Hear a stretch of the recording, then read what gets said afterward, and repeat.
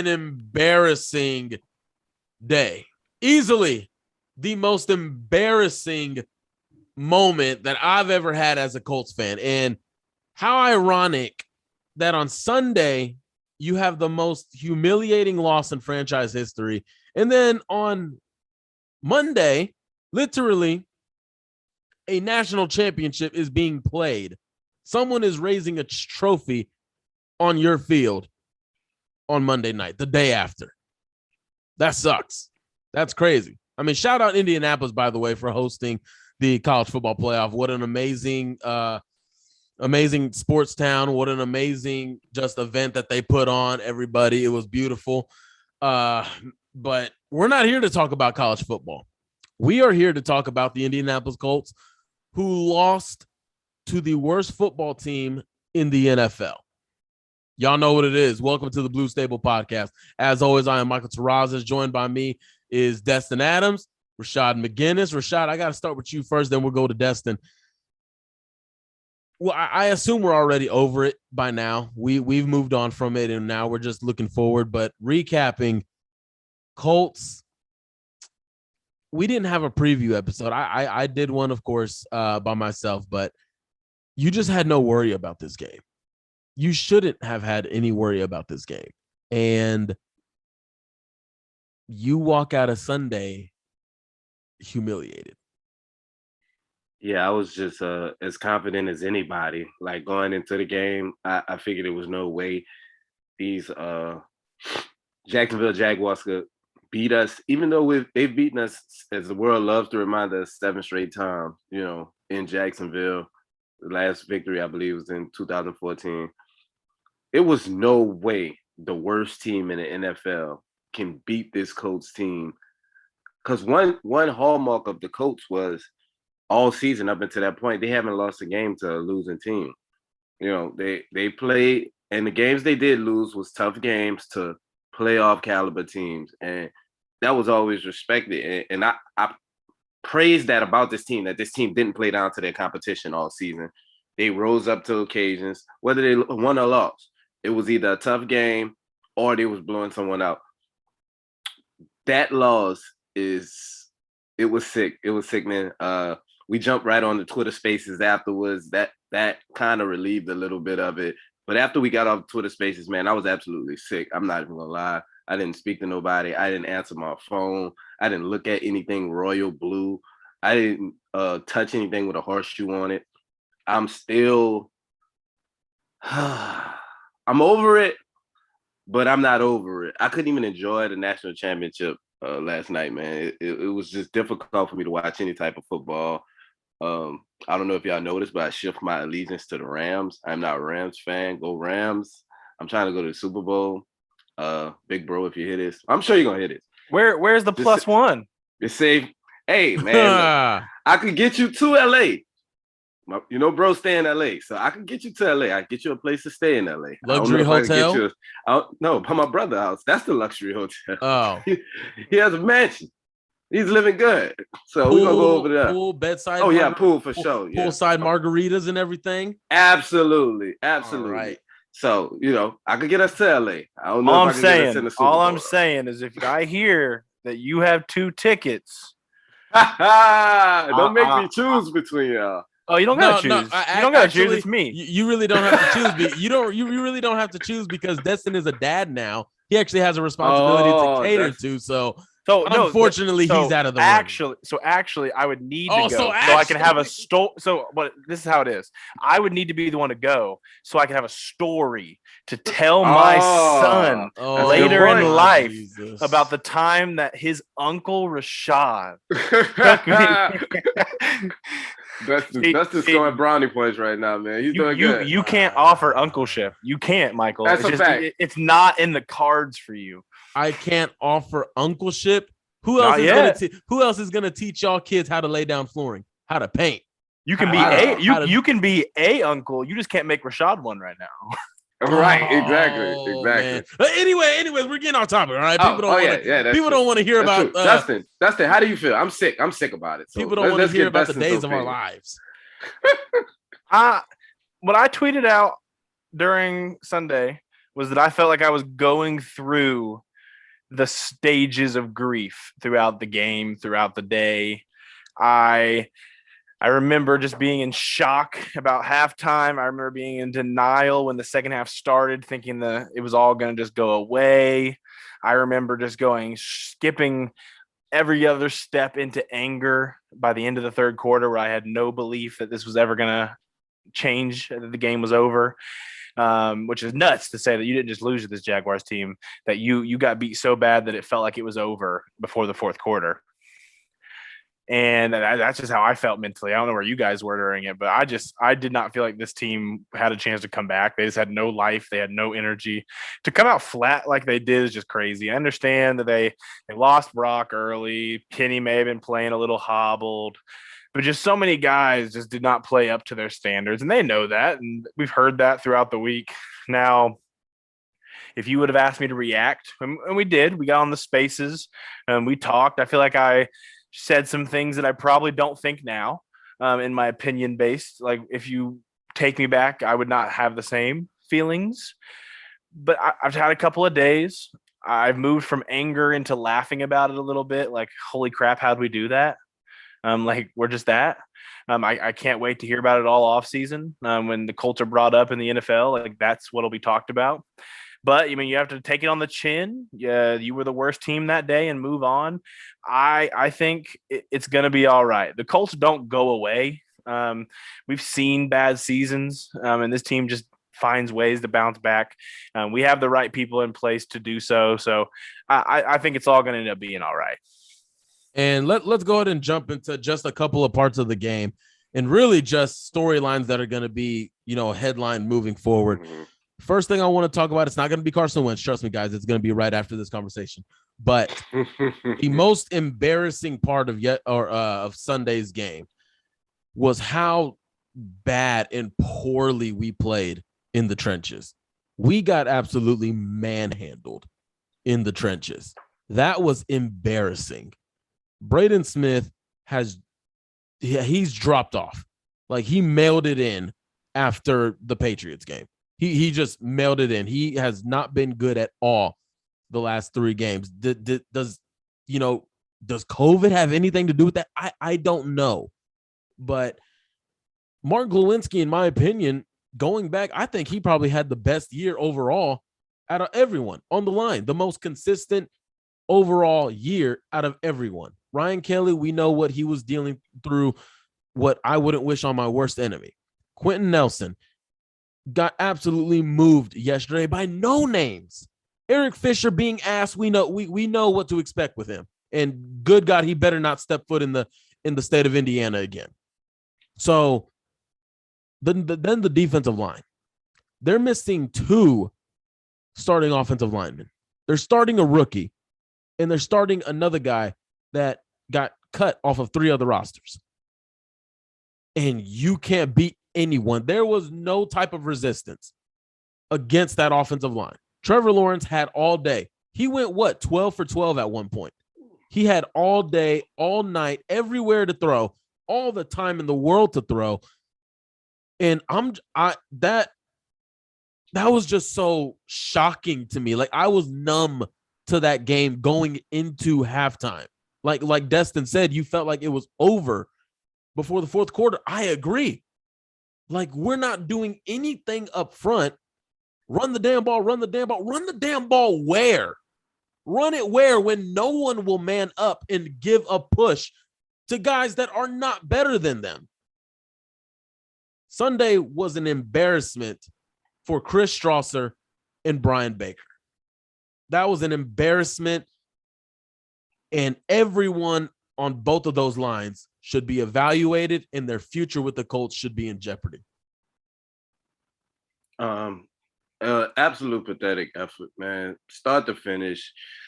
We didn't lose on a field goal as time expired. We got our ass kicked from start to finish. The offense came out and set the tone immediately. When they converted those first 2 third and long situations, I knew it was going to be a long day for this defense. It seems like for some reason we play Jacksonville the same way this was very reminiscent of the Gardner Minshew game to open up the season last year.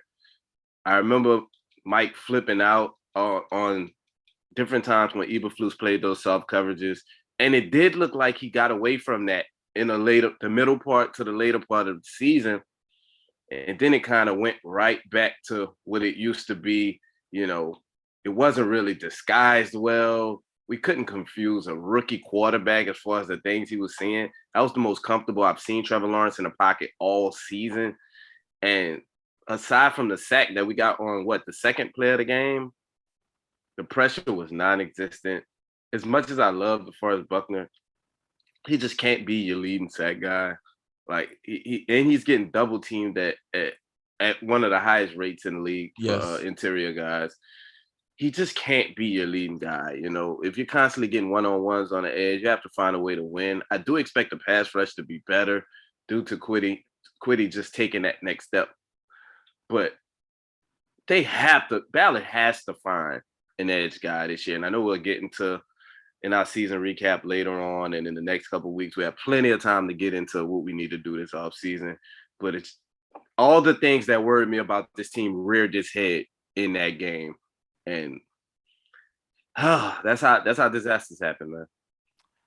Yeah, I mean, just to talk about the soft zone type defense, I mean, the issue for me isn't as much as hating the soft zone. It's just because we saw at times how it could work. We did. We saw what happens when you take away the big plays and you make them take chunk plays. I've mentioned in the past that we saw it great wise against the Cardinals in that fourth quarter, just forcing the Cardinals to take the underneath things. Now, the problem of it is when you do not get any quarterback pressure, you're giving a quarterback all the time in the world to attack those soft zones. And we saw that on a lot of the third and longs. When you're not creating pressure, the soft zones just can't work, which is why I've said in the past, I do not hate Eberflus's system. I don't hate the system itself. I just don't like the system for the personnel that this defense has right now because it does not play to the strengths of it. I feel like you're putting the corners in positions where for them not to succeed at times and for them to look bad. I thought a lot of the soft zones really hurt Rock last year, for example. And then I also think it's just hurting the edge rushers a bit because if they don't get pressure right away, a big play is going to happen. It's just going to happen because of how that defensive works out.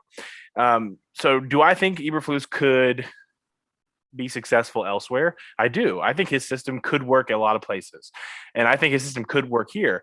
But if Eberflus is going to be the defensive coordinator next year, which if I had to put, if a gun was to my head and I had to make a decision right now who I think is going to be the defensive coordinator next year, I'd probably say Eberflus because I'm assuming he isn't a top 7 candidate for head coaching jobs this year. Right now there's 7 jobs. I mean, more could open up as the week goes on. I think it's pretty much set. The only ones that are still the Texans job could open. That would be 8 if they do end up firing David Culley. Which they shouldn't, by the way. I mean, it's only been a year. I don't know if I would ever fire a coach in a year other than the Urban Meyer situation. Cooley was dealt the worst hand possible a head coach could walk into. I just think when you're taking over a job, I think it almost feels like to me that GMs get just so much more leeway when they get the job. I mean, how many GMs get fired in a year or two? But we see coaches get fired after 2 seasons all the time. All the time. The stat today after Joe Judge was fired, he was the 3rd straight Giants coach to be fired after 2 or less seasons. Damn. 3 straight. That's crazy. And you can't expect to have continuity that way either. But then it becomes a problem because all these guys that have been waiting for jobs and all these guys that are these top-notch candidates, are you willing to take a job in New York right now? No. Not if I waited. You can't mess that opportunity up. It's so precious. You want to handle it with care. You want to go into a situation that is kind of conducive to you. You don't want to just rush out there and take the first job. That's all. And if you fumble that first job, you don't know when your next one's going to be. Exactly. But moral of the story, I just think for Flus to be successful in Indy, edge rushers have to be added. And I think Ballard knows that. And that's going to be the questions we hear on Friday. And we're going to hear him kind of jump into what he thinks of everybody. I mean, Frank Reich said in his last press conference that he's not going to evaluate players in his press conference. Ballard will. He showed us that in the last few years in this end of season press conference. He will be honest. He will be straight to the point on questions. And players know it. The team knows it. Like, this press conference will be the one where Colts fans, if you're listening, you want to listen into this Friday. Yeah. And we'll get into changes here in a minute, but moving on to Carson Wentz, what everybody wants to talk about.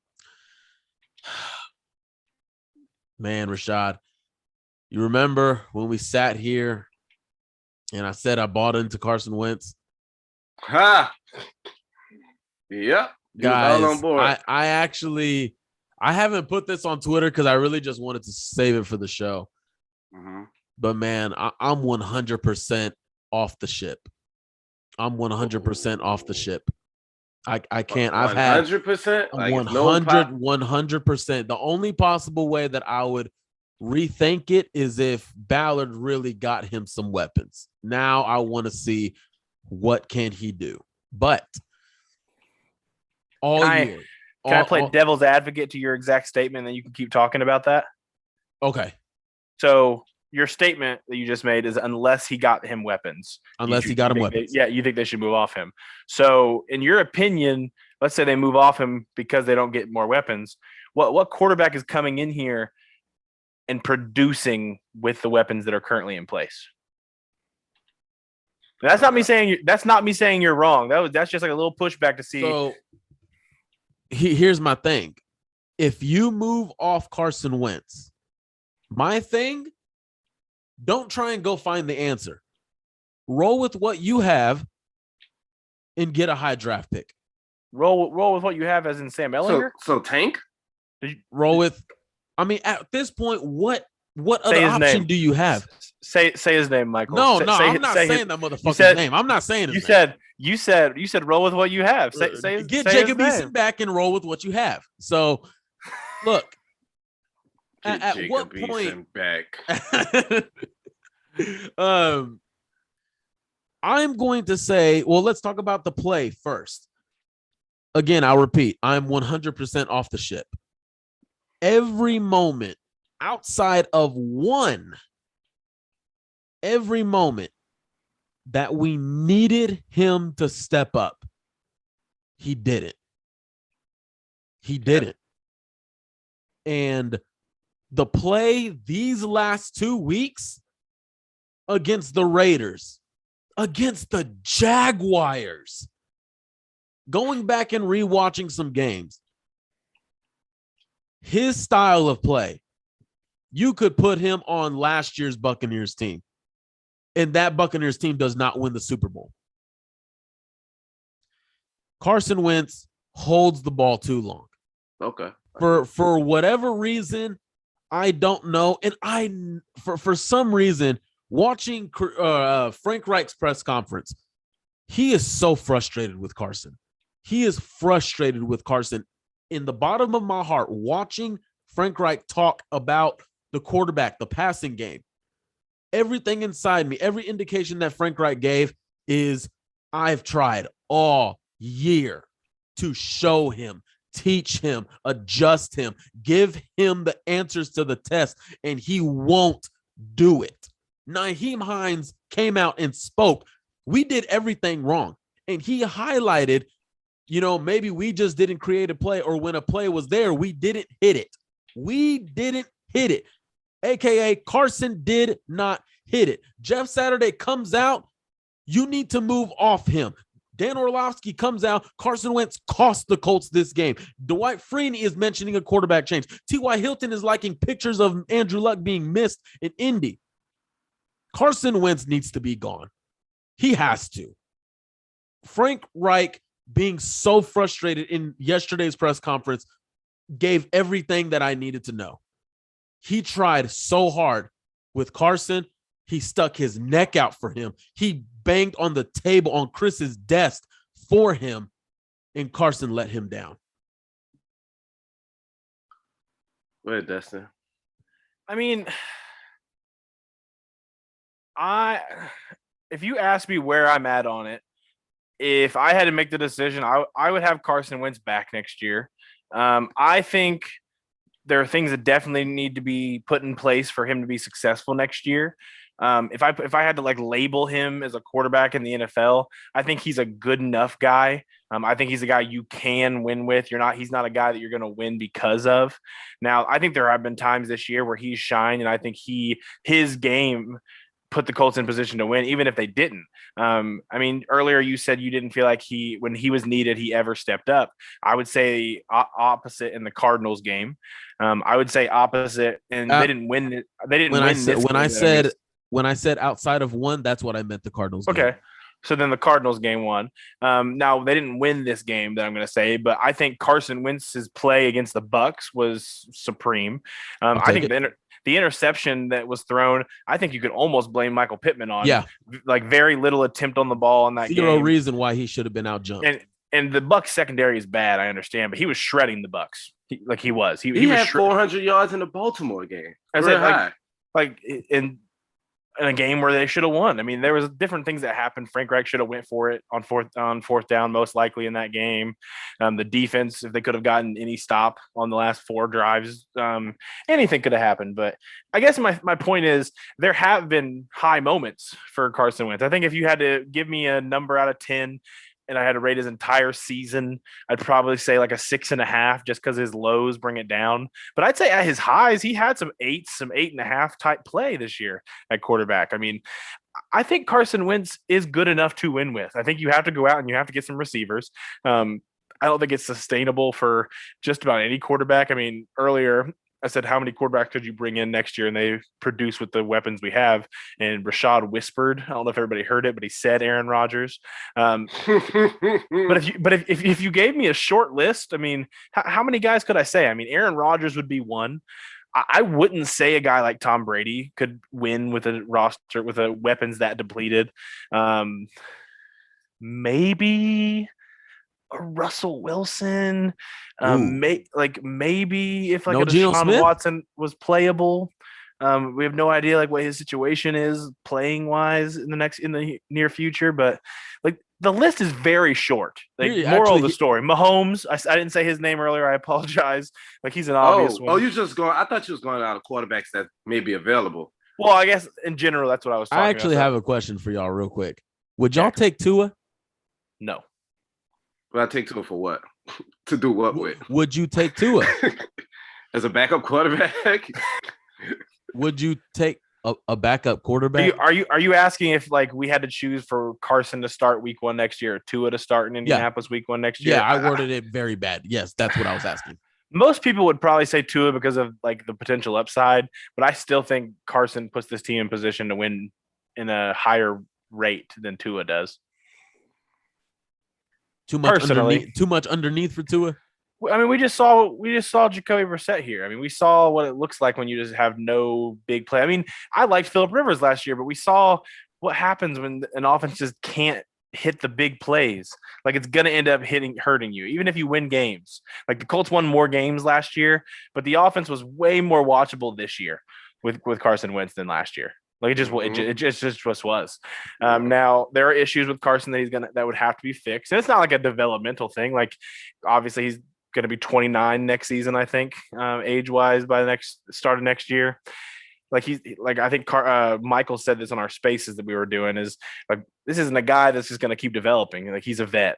Like he is who he is, but he has to get better at certain things. He has to get better at taking the check down, which I think would delete the holding on to the ball too long, because that's part of the reason is he's waiting on the big plays to develop. And we do not have the targets outside of Michael Pittman to develop said plays. I mean, Ashton Doolin got a couple just because he's fast. Like he's not a guy that's going to kill you with routes. Zach Pascal is unplayable in the deep realm of route running. Ty just lost a step. He had a few big plays here and there that he would get, but I mean Ty is up there. He's probably done. You just have to have other guys that are gonna work to Carson's strengths, but that doesn't mean that Carson can just not take the underneath stuff. Like you have to be willing to take some checkdowns, especially when you have guys like Jonathan Taylor and Nyheim Hines that if you get the ball in their hands, a 10-yard catch can be a 70-yard catch to the house. Yeah. Rashad? I'm still on the Carson train. There's really no other clear upgrades that I see at this time right now. So, realistic, at least. Yeah, right. Exactly. I mean, we're not going to be in the Aaron Rodgers sweepstakes if that. I don't know. Pat McAfee's his best friend, right? Oh Lord. We're not going to be in the the Russell Wilson sweepstakes. I don't believe. That's just me personally. I don't think it'll happen in neither one of those situations. His wife is a music star, right? Russell Wilson's. Yeah. She ain't coming to Indianapolis. Nah, she's big Sierra, in Hollywood, is that her name? New York, LA. She works with Megan the Stallion. She ain't coming to no LA or Indy. Why would she? But yeah, man. Right. I mean, it just won't make much sense, like, for them to do that, especially with where they're at in their career. Russ can probably go to one of those cities that he claimed that he wants to go to. I know New Orleans was on the list. Chicago was on the list. Well, Chicago's out, of course. I think the Saints are probably the perfect veteran quarterback option. If a vet hits the market, actually, like a solid vet, and I had to rank teams to go to, I think New Orleans would be over anybody else just because of the offensive line and defensive play. They can add a few weapons, obviously, to help the vet out, but they have the structures that are the hardest to gain. Like, if a team needs an offensive line, that's tough to just go fix for a vet. Like the Steelers. The Steelers started 4 of 5 new starters this last year. I believe 3 of the 5 had 2 or less seasons in the NFL experience, and it was bad. I was about to say that. And how did that work out for Big Ben? I mean, and Big Ben is interesting anyway. I mean, like, his play, like he had some big plays here and there, and they're in the playoffs and we're not. So I guess I can't talk too poorly about him. Big Ben's cooked though. Let's not get it misconstrued. Big Ben's bad. But I'm just saying in general, like, if Aaron Rodgers hits the market, that's the big name everyone wants to see him go to is Pittsburgh. If you're Aaron Rodgers at this stage of your career, are you really going to go from a top 5 offensive line in Green Bay to that offensive line in Pittsburgh? No, I don't see it happening. I see Denver before I see Pittsburgh. So when we talk upgrades, at this point, I mean, when it comes to, let me just stay on Carson here for a second.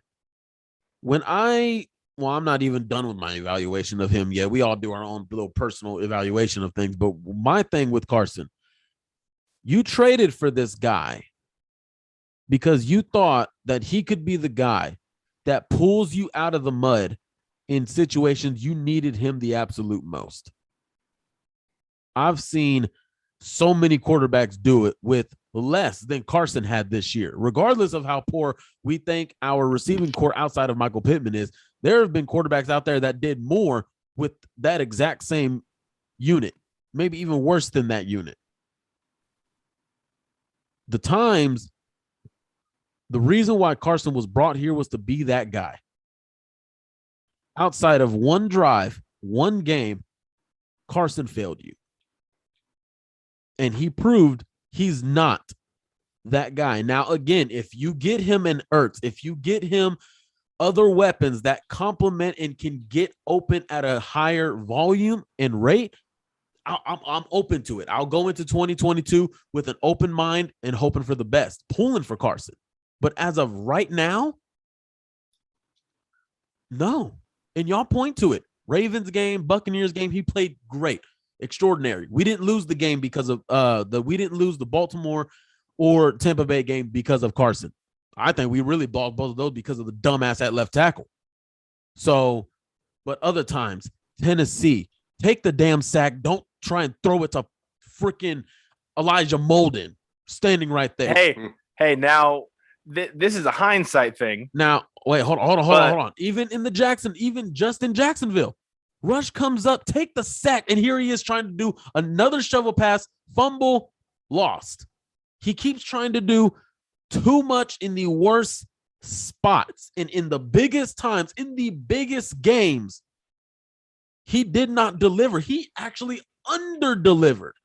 He underdid it. And I just watched Derek Carr just go on a 4-game win streak and get the Raiders in the playoffs with much less than Carson has.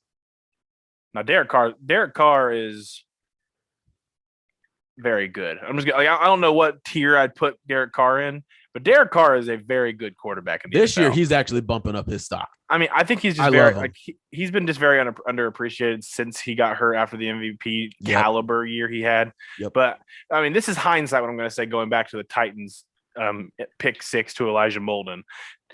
I don't know if Carson Wentz did it on purpose, but he could not take a safety. A safety ends the game there. So he had to get the ball out. It ends up being a pick 6. And again, I have no clue if in his head he made that decision because he knew he couldn't take a safety. Like, I don't know. Me and Carson don't talk like that, believe it or not. But they end up going to overtime because Carson doesn't take the safety. They end up losing. I hear you, and I actually agree with it, and it's a good argument. But my counter is when your name is Carson Wentz and you have the pass that you have, you don't get that benefit of the doubt. That's my only end. You make a great point, and I agree. I agree. There was you could call it a high IQ play, and I think at the time if he did it on purpose, yeah. And there's an asterisk there. And I think at the time, I can't remember who the announcers were, but I think one of the announcers actually mentioned that in real time on the TV and said, "Well, you know, if he didn't, then if he just took the safety, the game's over. So maybe he did it on purpose or something like that." I actually remember that, and I'll agree with that point. But I just think if you're Carson Wentz with the pass that you've had, you don't get that benefit of the doubt. And in a league where what have you done for me lately, I give him a whole bunch of credit for actually only throwing 6 interceptions. And I predicted him, I think it was 11 or 12 this year, I think. He protected the ball at a high rate for him. But against Jacksonville, how do you underthrow Mo Alley Cox? How do you underthrow that? It's just that, along with not just not taking what the defense gives you. The defense is giving you an easy 8-9 yards. And what do we know about Jonathan Taylor and Nyheim Hines? Give them the ball in space, they can make anything happen. And he didn't do that. That's why Hines got paid, because Phillip Rivers did that. And it got us to the playoffs. Taking those little dink and dunks, hey, it got Dak to the playoffs. It didn't get us there.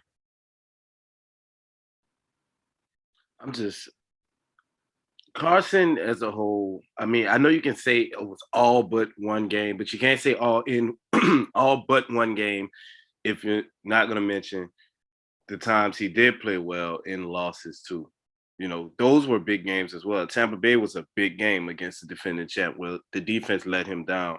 Baltimore was a big game on primetime football when we were struggling at the time. And Carson throws for his career high, and the defense failed him, giving up, just completely shutting down in the fourth quarter. We all was there when it happened. So I think it goes hand in hand. I'm expecting him, if he is retained, I expect him to be much better in year 2 of the full offseason, being acclimated to the weapons, getting to know these guys, building a rapport, a rhythm. I think Chris Ballard has a responsibility to find him the best possible situation to be able to succeed in and provide him with what he needs. Hopefully, I don't know, man. At this point, I haven't even begun to process him not being here. I always thought this was a 2-year project, and I'm still pretty much on that. So we'll see what Ballard gives us, what little nuggets Ballard drops Thursday or Friday and kind of hint to the direction that they'll be going in. We'll dissect it all. And I know I already mentioned Frank Reich, but Chris Ballard does speak to the media on Thursday. You're listening to this on Wednesday night, or Thursday morning, whatever the case may be. But Jim Irsay did speak with Mike Chappell, and Mike Chappell wrote a column about it. And about as straightforward as I've ever heard Jim Irsay speak. We didn't have the pieces. Changes need to be made. Changes will be made. So when we talk changes, that's why I think Carson Wentz and Frank Reich was asked about this. I can't remember who. I think it was Joe Erickson who asked them, you know, is this at a regular rate at the day of the season ending? Does Jim Irsay usually pull you guys in? And Frank didn't really give a straight answer, but the fact that they were called that night, Frank Reich highlighted it as demanding.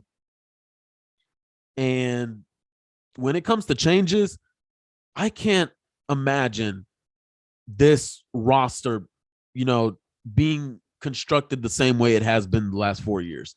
I expect actually numerous assistant coaches being let go. First off, the number one person that needs to be let go is Brian Baker. He needs to be gone. Then I bet they're waiting to see about the Flus stuff. Just because if Flus does leave and they do bring in an outside defensive coordinator, they'd probably let him hire his own staff anyway. So do you think do you think Ballard is kind of waiting for him to leave instead of just having to fire him? Oh, I don't think like I said earlier, if I was to be asked, who do I think the defensive coordinator will be week 1 next year? I would say Eberflus, because I don't think he'll get a job and I don't think they'll fire him unless there's some pushing that I don't know about. Right. I think it would take him having to get a head coaching job. Okay. Brian Baker. No way you fire. There's no way Eberflus get fired. That's just a wishful thinking thing. Brian Baker needs to be the first to go. He needs to be gone. James Rowe, I would love to see him get promoted to passing game coordinator because Matt Eberflus clearly can't do it. James Rowe, help him out in that role if that's the case. Then you go to the offense. Evaluate Chris Strasser. Mike Groh, our receivers has taken a dump since you got here. T.Y., Zach, no one's been developing. No, they're not. Then you go to the quarterback coach, Milanovic. Carson's play steady the same. He's gone. So you really think about it. I can't think off the top of my head who our tight end coach is, but we can evaluate him too. There needs to be a boatload of evaluation going on because there is no way you can preach standard, accountability, what we preach for the Colts, have that pathetic 2-game losing streak with everything on the line and bring the same guys back. You can't. And I'll go on record right now. If Chris Ballard does not fire Matt Eberflus, I'm going to be officially placing Chris Ballard on the hot seat. Because you cannot sit here and preach all this accountability, what we expect from one another, and look at the season you just had on defense. Miss me with all the turnovers. Fuck the turnovers. We had one of the lowest forced punt ratios in the league on defense. I don't give a fuck about no turnovers. Darius Leonard was the reason for that, not Matt Eberflus. Coach Bergonzi, the linebacker coach, was the reason for that, not Matt Eberflus. You cannot rely on this team to force punts. And to Destin's credit, he did mention in this scheme, you have to have a pass rush. He hasn't had that. Okay, so same thing with Carson. If we get some weapons, if we get some guys that can come in and force things and make things happen, I'll sit back and wait. Brian Baker's got to go, though. I'll sit back and wait.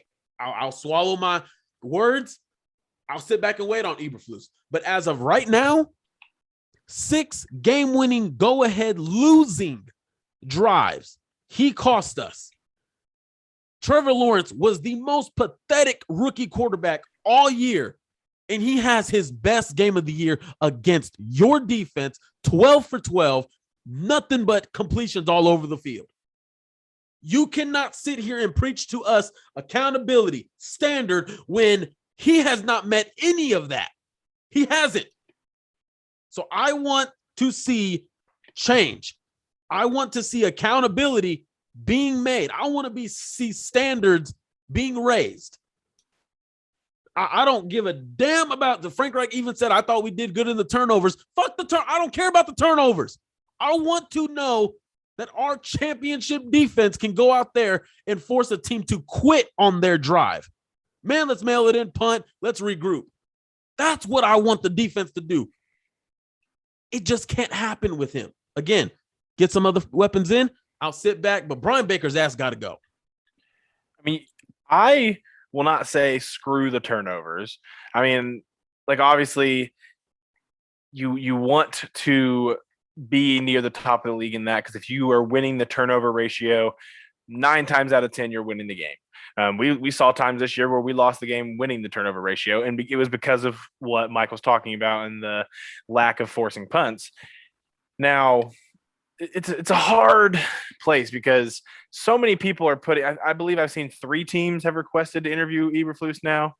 I think it's only been 2, right? Chicago and Jayville. It might just be those 2. Yeah, you might be right. Yeah. So Jacksonville and then the Bears have requested for Eberflus. Again, so there's 7 jobs currently. We'll see if the Texans job joins the ranks, and we'll see if there's any shocking firings from here until after the Super Bowl when the season's technically over. But it's just hard for me to imagine Eberflus getting one of those jobs. And then if you fire a guy who's getting head coaching job offers, or not offers, I should say, interviews, it's just probably weird around the league looking wise. I mean, I don't really care what the media says about the Colts, really. Like, I think they should go out and do what they think is best, whether it's criticized or not. If the team evaluates the team and Ballard thinks moving on from Wentz is the right decision, and that's what they should do. Personally, I don't think they should think twice. They should do what they think they have to do and don't think about what the media is going to say about them losing the trade and how they traded first. Do what you think is best. Don't worry about the rest, basically, is what I'm saying. Like, make improvements where you feel like you need to. Don't worry about the outside noise. And I don't think they will. I think they have been pretty true that they'll do what they have to do. Now, I'm very interested for Friday because I think we'll hear a little bit more. Because if Jim Irsay lit a fire under Ballard and he lit a fire under Reich, we could see a little bit more of an aggressive offseason, whether that's moving Wentz or not, whether it's filling holes. Because, again, there's going to be multiple starting spots open. Even if you let every single in-house free agent hit the market, you're not losing much. Right. I mean, if we're being honest, looking down the list of in-house free agents this year, like, there's some contributors, but no one that's going to. We value those guys way more than the league does. I'm telling you, than the rest of the league. Jesus. Yeah, that's what I'm saying. Like, it's nothing that's going to be too big of an issue if they walk, is what I'm saying. So if multiple of those guys leave, there's going to be holes. I mean, you're looking into this year, receiver 2, you have to fill it. Receiver 2 has to be filled this offseason. Left tackle, question mark if you're going to play Pryor or if they think Fisher's going to be healthier, whatever options there are. Like, you're going to have a left tackle situation fixed out before week 1 of next year. That has to happen. Tight end's probably going to have to happen if Jack Doyle retires. You could make the argument that you probably need still a cornerback 1, unless you think Rock's slide into that role, then cornerback 2 for the future. I like Isaiah Rodgers, but I just don't think it puts you in the best position to have him on the field every single down at corner outside. You need a third safety. We saw that this year when Blackman goes down. Like, you have to have more depth in that area, even though I really liked Odom's play. And I think what they did with Sendejo was usable by not having him really have much coverage assignments. There's multiple spots on this team that are going to have to be filled, and I'm really interested to see, because when I said receiver 2 earlier, it's probably receiver 2 and 3. Yep. Because we have receiver 4s and 5s. That's the problem. But they're playing receiver 2 and 3s. But you know they're gonna run it back with Paris. This is his contract year right here. I think this is the last year on this deal, on his rookie deal, and they're probably gonna give him a shot to be a wide receiver 3. He could be receiver 4. I know, but this is the Colts. They're not going to get aggressive and go get 2 guys. No way. It's no. I would accept if they did 1 vet. Even though I think they should go get 2, just go get 2 immediate production guys there. That's what I would do. Obviously, I'm not in charge, and I don't know as much in the room, but that's what I would do. But I would accept if they drafted 1, signed 1. And Ballard has drafted a receiver every single season. Every single season he has been a GM of the Colts, they have drafted a receiver. They will draft one, but he won't be a guy that come in and immediately be hired. Oh yeah, a lot are day 3s. A lot of them are day 3s that are not here anymore. Dion Kane, Doris Fountain. Oh, I do think they signed somebody though. So Michael Gallup, DJ Chark, there's a couple guys. Here's my thing though. When it comes to now, of course, I won't go as far as Rashad and say there's no way, because I just haven't heard Ballard speak yet. We've heard from Reich, but we haven't heard from Ballard yet, and that's where I will get. Ask us next week. Yeah, ask us next week. So I'm gonna be all ears Thursday. All I know is that I am sick and tired of hearing about standard accountability when I've seen none be handed out. Frank Reich said earlier this season he and Eberflus sat down for a while and talked and discussed, and we kind of saw Eberflus adjust how he coaches a defensive game a little bit, but it still, of course, was not good enough. So you need something. You just can't sit here and say after this season for Ballard, Reich, Wentz, Flus, you can't say all four of those come back, even though we know two of them are already coming back. I just can't convince myself that all four of them are coming back. I can't. I really can't. Maybe it's just because I hold defense to apparently a much higher priority, much higher standard than Flus does. I don't know. That defense was a top 10 defense, though. That's why it's so hard to justify it. It's just not in the areas that Michael, and not just Michael. It's like I'm just saying the areas that Michael is speaking to that should be highest priority. Right. When we talk top 10, what are we talking about in total scoring? Because I know it wasn't scoring. I think the Colts defense probably still was top 10 in score allowed this year. Scoring, I think they just cracked the top 10. I think they just cracked the top 10 in all of them, even in DVOA. But mostly when people say like they were a top 10 defense last year, the stat that people are usually speaking about is points allowed. Points allowed? Okay. Probably meant total yards. Yeah. It could be that as well, I guess. And here's what I say. When people want to come to me, and I actually had a couple of people DM me about, why Flus should stay. They keep bringing me all these numbers. They keep bringing me all these stats. And my counterpart is go back to 3:23 left in the Tampa Bay game. See what those stats do there. Go back to overtime against Baltimore in the fourth quarter against Baltimore. Show me those stats there. Show me Jacksonville. Show me those stats. Show me Tennessee. Show me those stats. I want to see those. When the money is on the line, I want to see those stats. And see, everyone wants to run away from that argument. They want to run away when I mention that. Miss me with DVOA when we just gave up 7-6 go-ahead game-losing drives. I don't care about numbers because no number is going to justify 6 game-losing drives given up. No number in history is ever going to justify that for me. Defense is just too much of a problem for me. Now, when it comes to wins, of course, please just give me some weapons. But now, I'm curious to y'all. Stats can lie. Stats can lie in positive ways. Stats can lie in negative ways. In both, yeah. Yeah, it's like both. It's hard. Like, you cannot use stats as your premier argument.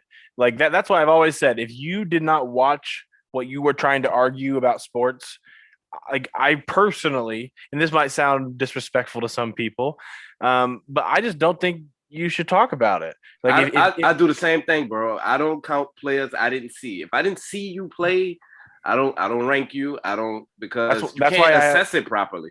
Which is why I do. Everyone's asked me so far, like for my initial like top 20 prospects of the draft. I'll be honest, I have not watched as much as I feel is necessary to make that list. There's some guys that I like, but if I made a top 20 list right now, it would look very different from everybody else, because it would have a lot of the top names, but it would probably have some of my sleeper guys that I like just because I've watched a lot of them. And I'm not to the point that I've watched enough of everyone to make those kind of lists yet.